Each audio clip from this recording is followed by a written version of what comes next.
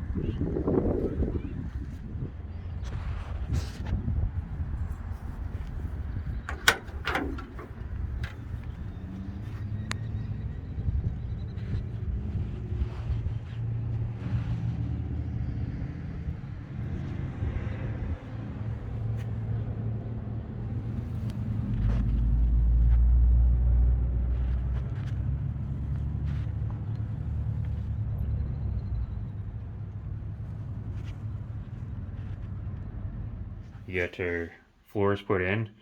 I didn't make any videos on that because it was basically identical to the floor video we did on the van, so same process. Maybe I'll do a video on that on one of these trucks in the future. Like I said, I've got several of these trucks to fix, so get new inner cowl panel put in.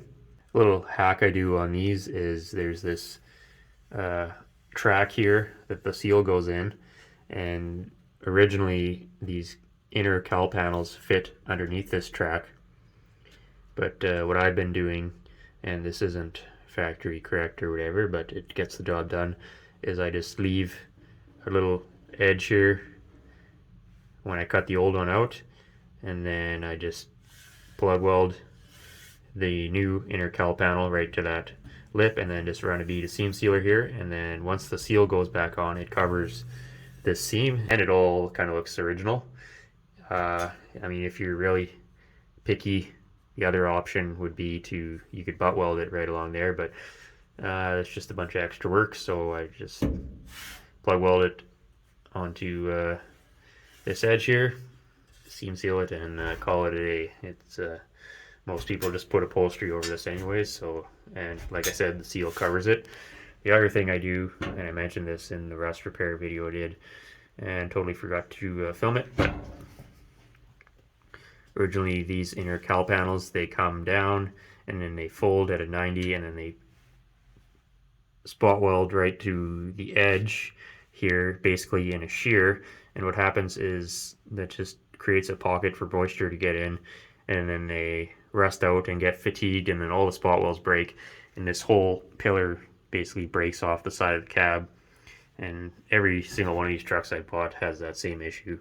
So either I only buy junk trucks, or it's a bit of a problem.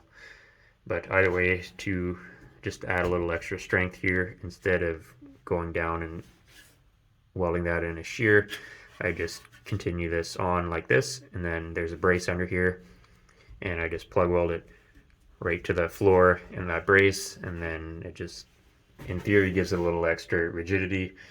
Now, I don't know if that's going to last 70 years or not, or if it's any better than the original design. In 70 years, I'll be 100 years old, and first of all, I don't really have any interest in living to be 100, but if I do, by some miracle, I'm probably not going to care too much whether or not this repair has failed by then. I mean, I don't even care now, and so, I definitely won't care when I'm 100, I can tell you that right now.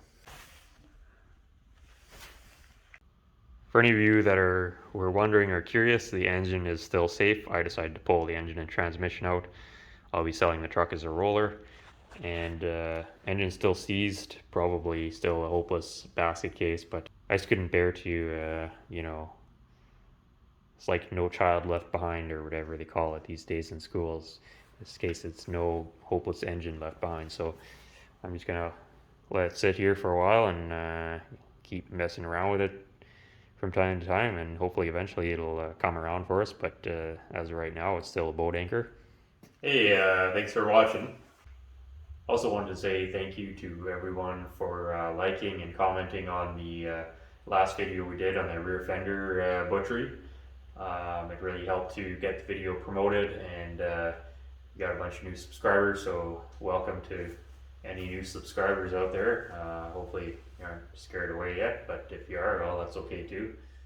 I was hoping to do some more videos on that 53, but I tried putting out some extra videos for a couple weeks, and I ended up spending more time editing and filming videos than I was actually working on the truck, and I ended up shooting myself in the foot, because right now the whole YouTube thing, it's not really paying the bills, so it's actually costing me money. So and I had to have that truck done by the end of the month, so I kind of had to hold off on filming for a week and get it all wrapped up there. But figured I'd put this video together so you can at least see the final product. I know we didn't get to do that on the van, and some people are kind of miffed about that, but that's just the way it goes.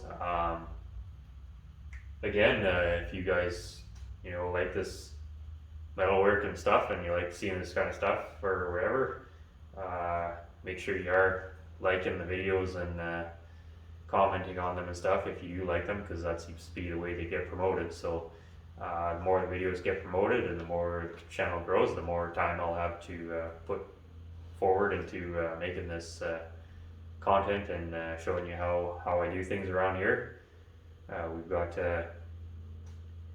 got several more 47 to 53 Chev trucks to do on the channel here.